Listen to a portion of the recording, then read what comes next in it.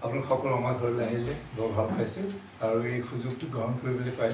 মই আৰু বিশেষভাৱে ভাল পাইছোঁ এইকাৰণে যে অপৰ্ণাৰ কিতাপ এখন আজি 2 দিনৰ আগত আহি পাইছে তেওঁ বেজবৰুৱাৰ ওপৰত এটা যিখিনি আৰ্টিকেল যোৱা 4 বছৰমানৰ ভিতৰত লিখিছিল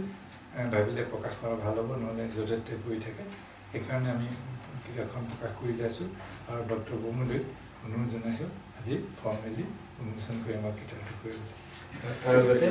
এইখিনি মই ফৰ্মেল কৰি লওঁ আমাৰ ঠিক সকলোৰে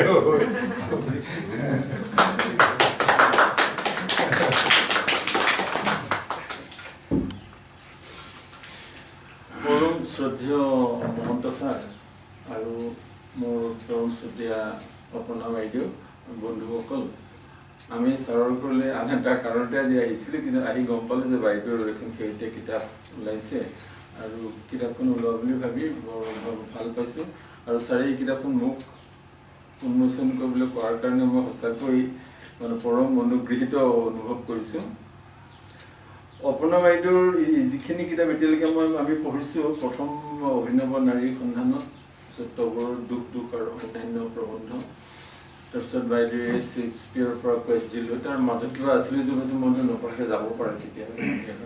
আৰু শেহতীয়াকৈ চন্দ্ৰপ্ৰভা শইকীয়ানীৰ বিষয়ে এখন কিতাপ লিখিছে বাইদেৱে চন্দ্ৰপ্ৰভা শইকীয়ানী আৰু আটাইতকৈ ডাঙৰ ভাল কাম বাইদেউ যিটো অকল সেইটো কামৰ কাৰণে সেইটো তেখেত সদায় অসমৰ মানুহে মনত ৰাখিলেহেঁতেন এইটো হৈছে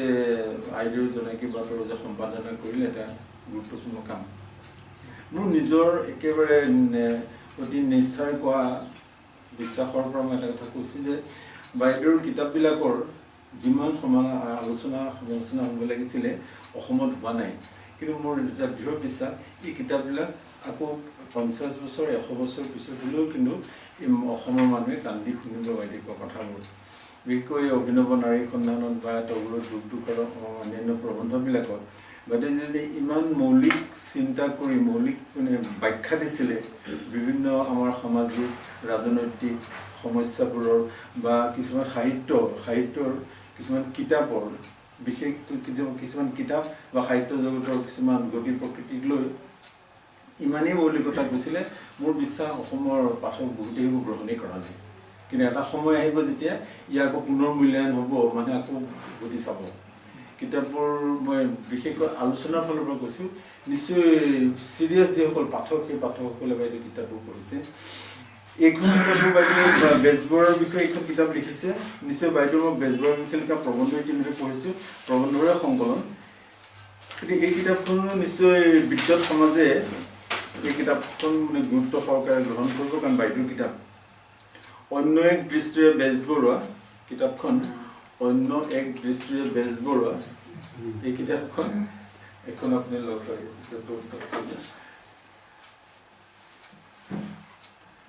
আৰু কিতাপখন অপৰ্ণা মহন্ত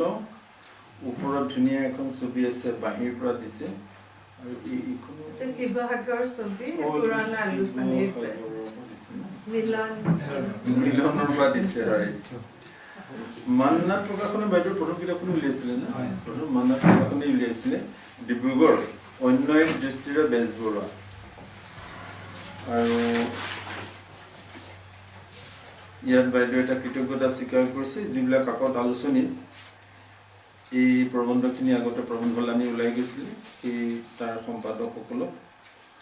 সূচীপত্ৰত আছে আগকথা লক্ষীনাথ বেজবৰুৱাৰ আত্মানুসন্ধানৰ যাত্ৰা বেজবৰুৱা বাহিৰৰ আধুনিক অসমীয়া সমাজৰ বৌদ্ধিক উত্তৰণ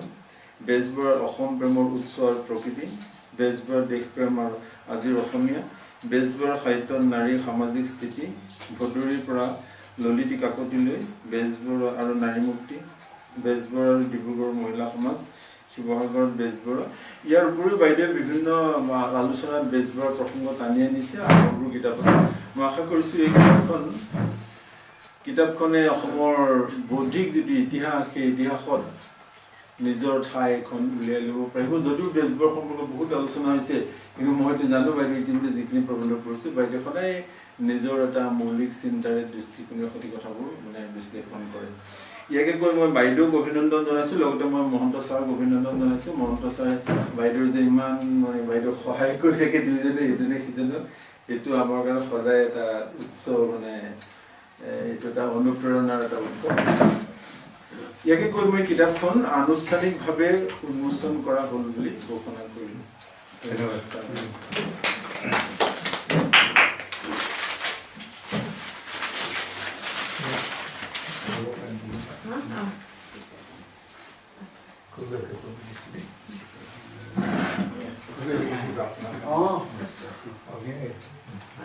এখন দিয়া